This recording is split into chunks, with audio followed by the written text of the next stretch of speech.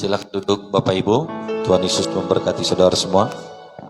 Ya Bapak Ibu, renungan kita pada hari ini Jehovah Rafa, Yesus yang menyembuhkan, Tuhan yang menyembuhkan. Mari kita buka Keluaran 15 ayat yang ke-26. Keluaran 15 ayat yang ke-26. Kita baca sama-sama, 2, 3, ya.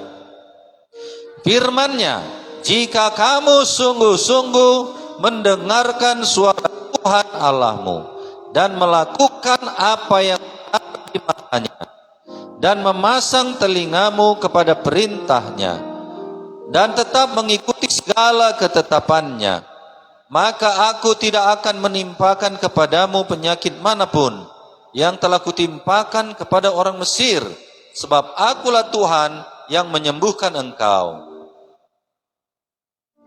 Ayat ini merupakan titik sentral keseluruhan ayat yang ada di pasal 15. Bapak Ibu, ketika dilihat orang Israel betapa besarnya perbuatan yang dilakukan Tuhan terhadap orang Mesir, maka takutlah bangsa itu kepada Tuhan, dan mereka percaya kepada Tuhan dan kepada Musa hambanya. Tuhan berbuat dan melakukan mujizat dilihat oleh bangsa Israel. Itulah yang membuat mereka kagum, itulah yang membuat mereka semakin takut akan Tuhan. Itu membuat orang Israel kagum. Ya, betapa dahsyatnya Tuhan, betapa luar biasanya Tuhan Israel, dan betapa luar biasanya juga itu bagi kita sebagai Tuhan kita. Mengapa Tuhan berkata kepada bangsa Israel, akulah Tuhan yang menyembuhkan? Apa penyakit bangsa Israel sehingga mereka perlu disembuhkan? Keluaran 14:31, ketika dilihat oleh bangsa Israel betapa besarnya perbuatan yang dilakukan Tuhan terhadap orang Mesir, maka takutlah bangsa itu. Apa sebenarnya penyakit bangsa Israel ini? Sehingga Tuhan berkata, akulah yang menyembuhkan engkau. Kasih Miriam menari-nari karena melihat kuasa Tuhan yang dahsyat. Bersukacita bangsa Israel melihat mujizat dilakukan oleh Tuhan kepada bangsa Israel. Nah, yang menjadi renungan kepada kita, dikatakan di sini bahwasanya Tuhan berkata, akulah yang menyembuhkan engkau. Aku Tuhan yang berkuasa yang menyembuhkan engkau.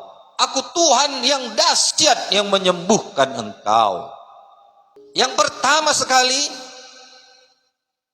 mereka perlu disembuhkan dari penyakit rohani, sakit rohani mereka ini.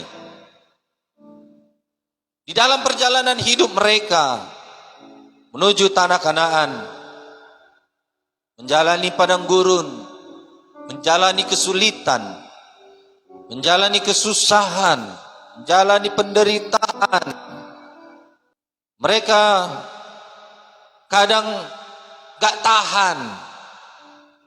Mereka terkadang gak sanggup dalam keadaan susah itu. Padahal mereka sudah melihat kuasa Tuhan. Tetapi ketika melihat persoalan, melihat masalah, mengalami persoalan yang dialami mereka, mereka menjadi bimbang kembali. Mereka menjadi ragu kembali. Kadang-kadang, adakah kita seperti itu? Kita sudah mengalami pertolongan Tuhan, kita sudah mengalami mujizat Tuhan, tapi kok bisa kita jadi bimbang? Kok bisa kita jadi nggak percaya?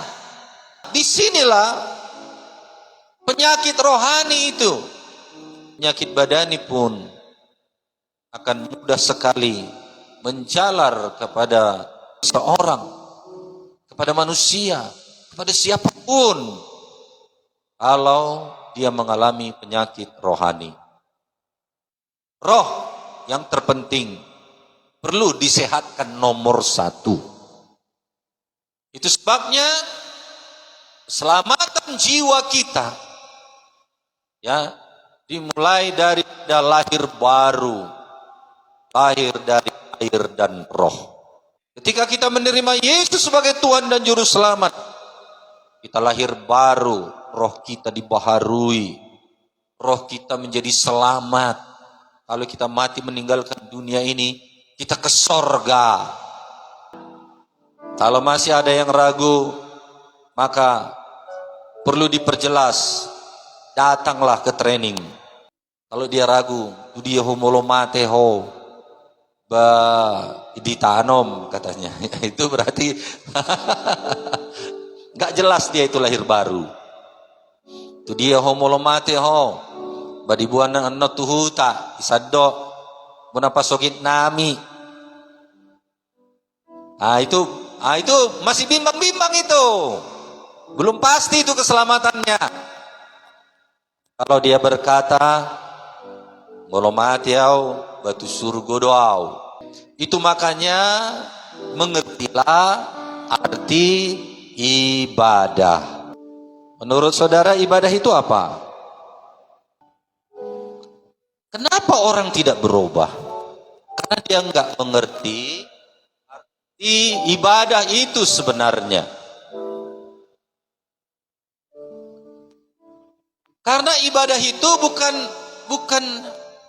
hanya hadir di sini. Ibadah itu karena ada firman Tuhan berkata, ibadah yang sejati mempersembahkan tubuh sebagai persembahan yang hidup. Berarti persembahan kita, ibadah kita, hidup kita yang berubah setiap hari. Amin. Hidup kita yang diubahkan setiap hari. Hidup yang bertobat setiap hari. Itulah ibadah. Jadi kalau ditanya, mengapa kau beribadah? Iya, bertobat setiap hari. Itu sebabnya ibadah bukan hanya di gereja saja. Di luar juga harus ibadah. Di pekerjaan kita harus ibadah. Dimanapun kita harus ibadah. Karena ibadah itu pertobatan. Bangsa Israel ini sakit rohaninya. Mengapa? Karena pertobatannya tidak benar-benar dalam pertobatan. Mereka hanya butuh mujizat saja. Mereka hanya butuh bebas dari Mesir saja, lepas dari sesak penderitaan yang sudah berapa ratus tahun. Tetapi itu pun masih juga ketika menjalani Mesir, penyakit rohani mereka belum disembuhkan 100%. Iman mereka mulai luntur. Itu yang membuat penyakit rohani mulai dalam hidup seseorang. Seseorang yang imannya mulai luntur, ada kebimbangan. Seseorang yang imannya mulai luntur, ada kesuaman. Mulai dia enggak sungguh-sungguh. Mulai dia tidak percaya. Itu mulai penyakit rohani sudah mulai muncul. Sudah mulai menggerogoti. Oleh karena itu, kita perlu kesembuhan rohani. Amin. Dosalah yang mengawali penyakit rohani ini dari mulanya. Adam dan Hawa diciptakan bukan untuk mati, tetapi hidup kekal selama-lamanya. Tetapi mereka mengalami kematian. Kematian apa? Kematian rohani. Kan masih hidup mereka secara badani kan? Tapi Tuhan berkata engkau sudah mati. Kematian rohani terjadi kepada Adam dan Hawa. Oleh karena apa? Dosa. Jadi Bapak Ibu, itu sebabnya saya katakan dari awal tadi, hidup kita harus penuh dengan ibadah. Supaya kita jangan berdosa. Amin. Kalau hidup kita tidak ibadah, maka penyakit rohani akan terus menempel dan tidak sembuh-sembuh.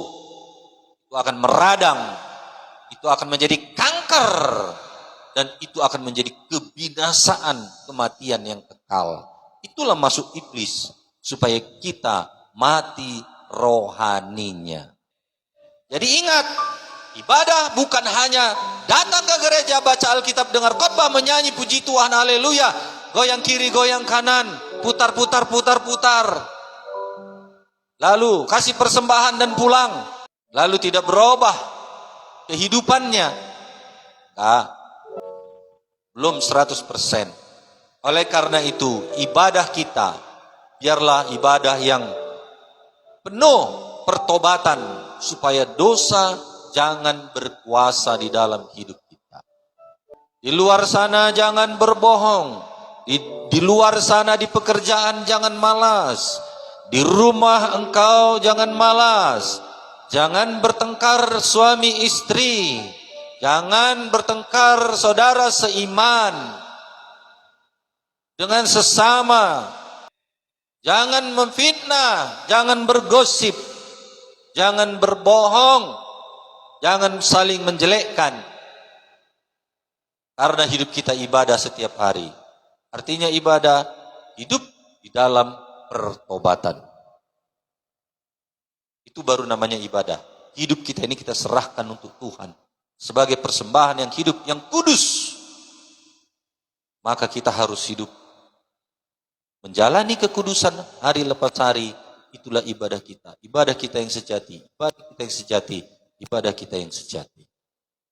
Yesus melihat iman mereka dan ia berkata kepada orang lumpuh itu, "Hai anakku, dosamu sudah diampuni." Markus 2 ayat 5. Yesus menanggapi iman teman-teman orang lumpuh itu. Namun dia terlebih dahulu memberikan apa yang paling dibutuhkan orang itu, penyembuhan rohani, dengan segera menyingkirkan kutukan dan rasa malu pribadi karena kelumpuhannya.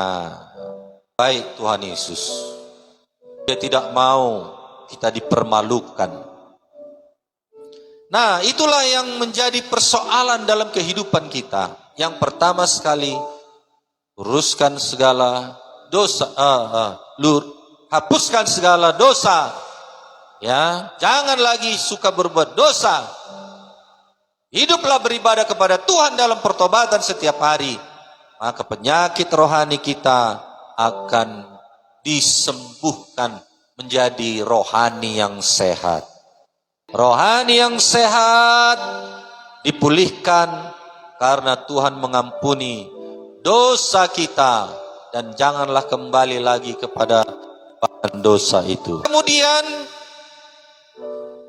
kelelahan rohani perlu disembuhkan, perlu dipulihkan. Mazmur 23 ayat 3.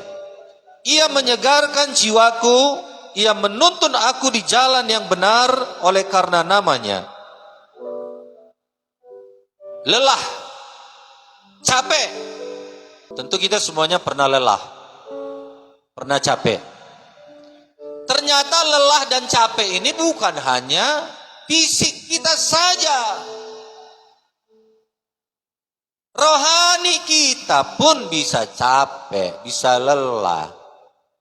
Kelelahan rohani adalah hal yang wajar, dan kelelahan badani ini memang juga adalah hal yang wajar. Rasa lelah spiritual secara rohani bisa terjadi karena faktor seperti tuntutan pelayanan, beban pikiran.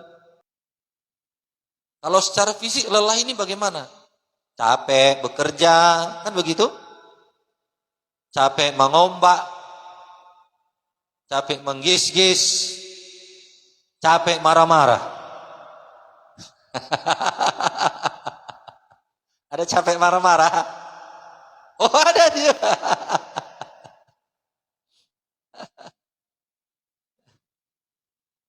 Jadi secara fisik kita wajar capek, wajar. Ya, itu sebabnya perlu istirahat daging ini secara fisik. Secara rohani juga harus ada saat teduh di bawah kaki Tuhan. Jangan kemana-mana undangan pelayanan. PK sekian juta hadir. Seminar sebagai pembicara. OPK sekian juta hadir. KKR di sana. Oh, seminggu itu penuh terus, sebulan juga penuh undangan. Karena sudah terkenal, sudah tenar dia. Lalu nggak berdoa, nggak ada lagi waktunya untuk berdoa. Kayak kita secara fisik kan, kita mau segar kan istirahat kan gitu. Kalau secara rohani saat teduh berdoa kepada Tuhan. Duduk di bawah kaki Tuhan. Amin. Bukan istirahat namanya, tapi saat teduh, berdoa, bersekutu. Jadi kalau kemana-mana, pergi sana sini, undangan penuh terus, lalu nggak berdoa lagi, maka secara rohani itu sudah lelah, itu sudah kosong, sudah nggak berisi. Mungkin dari pikiran ada isi, tapi roh itu enggak tajam lagi. Amin. Amin. Jadi perlu di dalam pelayanan kita ini juga, bukan hanya leader pemilik rumah, tapi semua jemaat, perlu kita ini renungan setiap hari, doa pagi, persiapkan diri saat teduh di bawah kaki Tuhan, supaya kita rohani kita tidak lelah, supaya setiap kali kita berbicara ada jiwa baru itu dijamah Tuhan, jiwa baru itu mengalami jamahan Tuhan. Terkadang dia menangis mendengarkan saudara melayaninya. Dia sukacita mendengar saudara melayaninya. Kita mengakui kelelahan memang hal yang wajar. Tetapi kita juga harus bisa bangkit untuk sembuh dari kelelahan rohani kita. Sembuhlah dengan berdoa, disembuhkan Tuhan. Menyembah Tuhan, disembuhkan Tuhan. Tanda kelelahan rohani, ibadah mulai rutinitas tanpa makna, kehilangan sukacita di dalam pelayanan, jarang berdoa dan baca firman, merasa jauh dari Tuhan, mudah marah, kecewa, frustasi. Ada yang frustasi hari ini? Frustasi, dia nggak ada untung jualan seminggu ini. Kecewa dia, bukan hanya kecewa kepada Tuhan, kepada manusia, tapi kepada Tuhan dia kecewa. Hujan terus setiap kali jualan. Kecewa, frustasi. Ada yang frustasi? Bilang sama temannya, sembuhlah engkau dari frustasi. Semangat menjalani kehidupan ini, amin. Walau capek rohani, capek badani, bisa dipulihkan Tuhan, amin. Jangan takut mengakui rasa lelah rohani kita yang kita alami, di mana kehilangan semangat, gairah. Maka kapan kita duduk di bawah kaki Tuhan, Tuhan pulihkan, Tuhan berikan kekuatan baru, Tuhan berikan hikmat yang baru. Harus ada waktu untuk Tuhan. Mencari kekuatan di dalam Tuhan saat teduh di bawah kaki Tuhan, berdoa, menyanyikan pujian dan penyembahan kepadanya. Hubungan yang rusak juga bisa dipulihkan, karena itu juga penyakit. Tuhan juga menyembuhkan hubungan yang rusak dan membantu umatnya membangun kembali hubungan yang sehat. Yang pertama, hubungan yang rusak dengan Tuhan itu nomor satu harus dipulihkan. Baru hubungan yang rusak dengan sesama itu yang kedua harus dipulihkan. Kita yang sudah lahir baru, hubungan yang rusak terhadap Tuhan yang pertama sudah dibereskan. Betul? Saat kita lahir baru menerima Yesus sebagai Tuhan dan Juru Selamat, hubungan yang rusak antara kita dengan Tuhan yang pertama sekali itu sudah dibereskan di dalam kelahiran baru kita. Kalau masih ada yang ragu, boleh nanti maju ke depan. Teguhkan lagi, diperdamaikan lagi. Supaya hubungan yang rusak itu dipulihkan kembali. Kalaupun ada kesalahan dan hubungan yang tidak baik itu kepada Tuhan, maka cukuplah katakan, Tuhan ampunilah aku. Aku sudah sakit hati kepadamu. Siapa di sini yang pernah sakit hati sama Tuhan? Gak ada. Oh, luar biasa jemaat Gia Rasmi.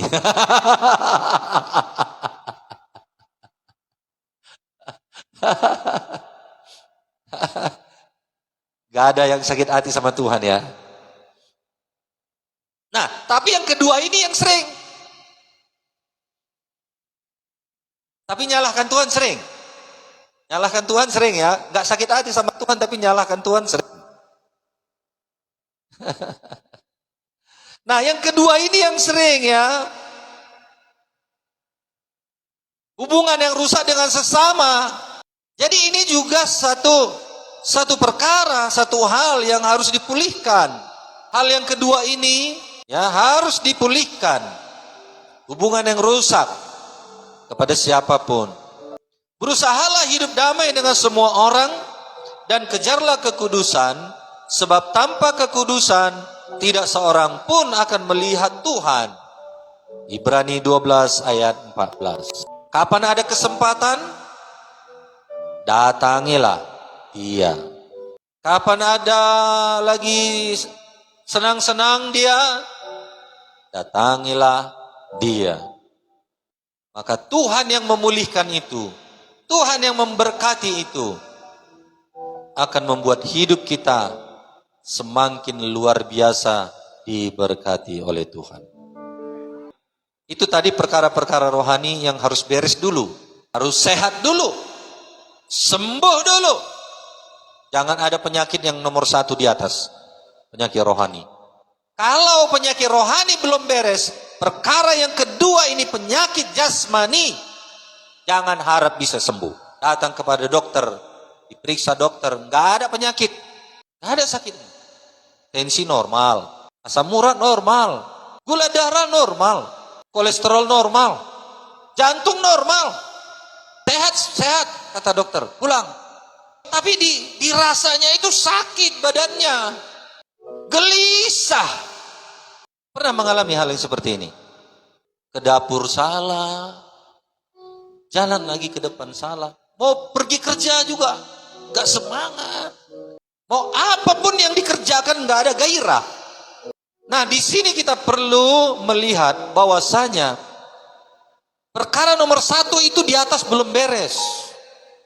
Kalau yang nomor satu di atas sudah beres, rohaninya sehat, maka perkara yang kedua sudah gampang.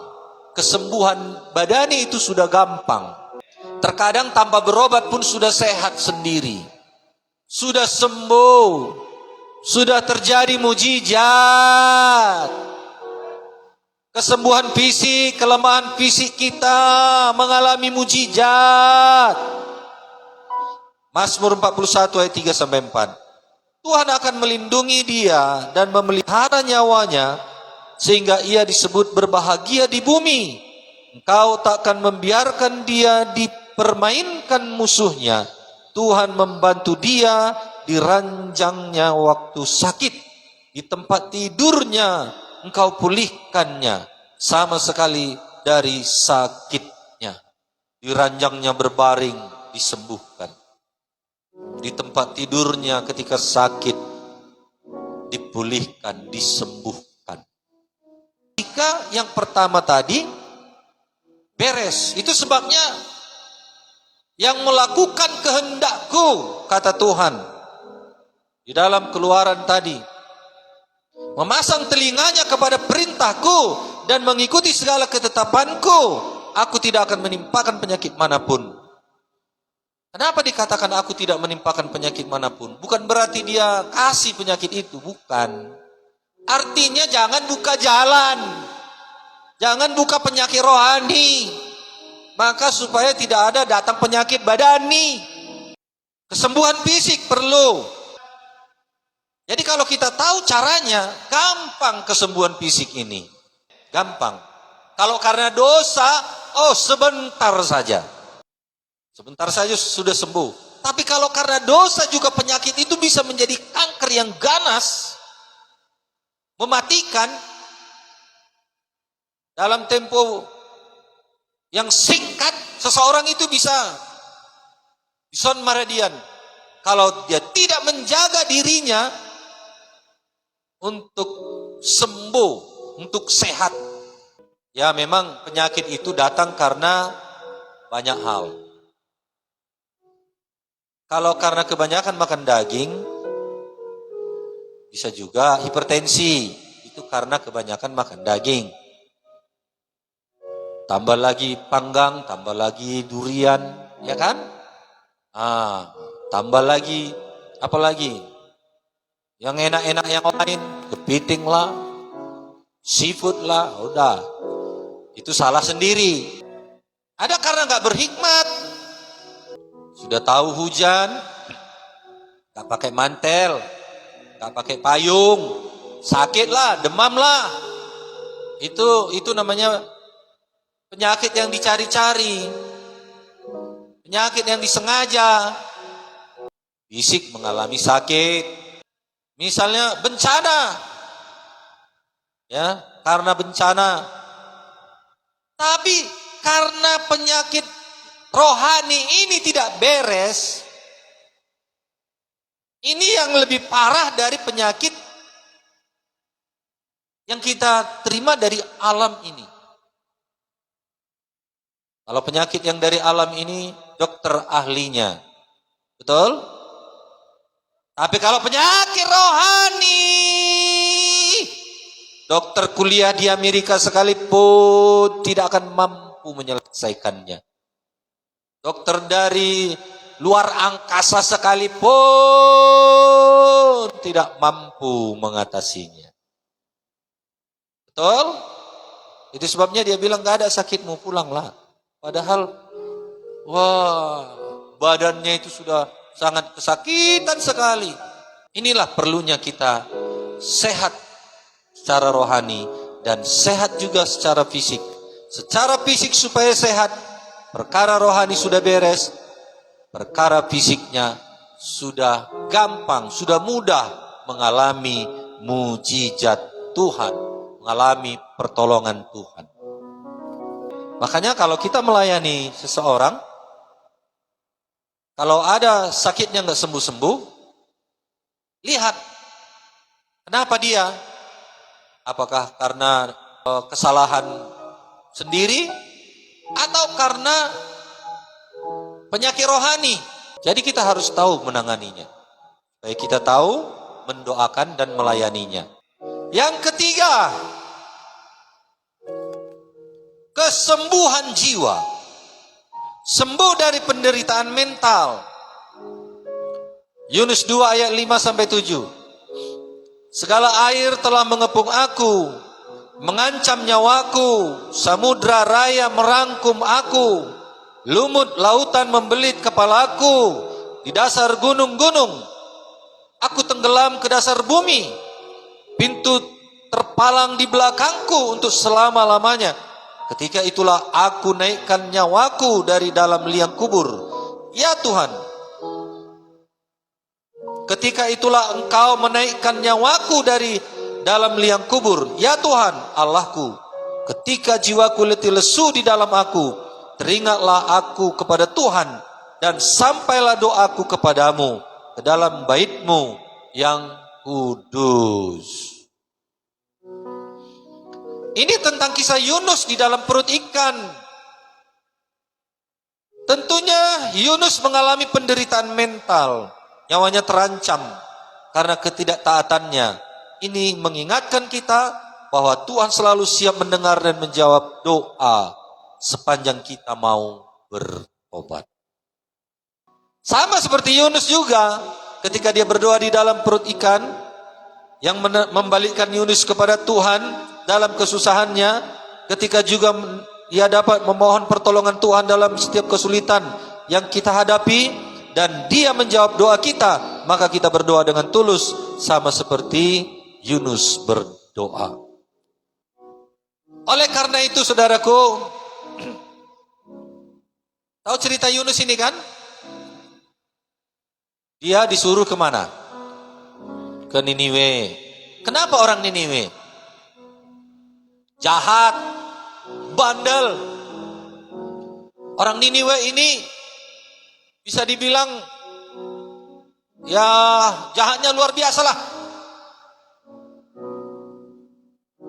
Apa kejahatan yang paling jahat? Mungkin begal, mungkin perampok, mungkin pembunuh, mungkin ya semualah kejahatan-kejahatan yang kasar itu ya. Berzina, sama seperti Sodom dan Gomora. Apa ikan mas? Kita yang makan ikan ya kan. Bapak Ibu, itu menunjukkan satu gambar kita. Mungkin kita enggak ya seperti Yunus kita dimakan ikan. Tetapi kita dalam perangkapnya. Hati-hati. Kalau kita enggak patuh kepada Tuhan, mudah bagi iblis untuk masuk ke perangkapnya. Jadi jangan sampai kita terperangkap. Jangan sampai kita terjerat karena tidak taat, tidak patuh. Hal yang pertama yang Tuhan mau apa? Patuhlah. Lebih baik kepatuhan daripada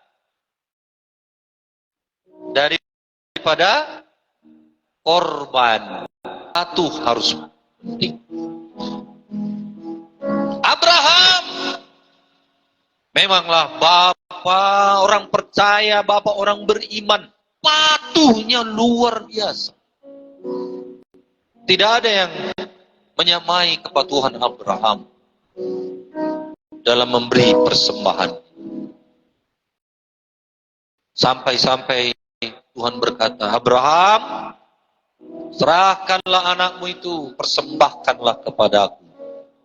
Dia patuh, dia taat,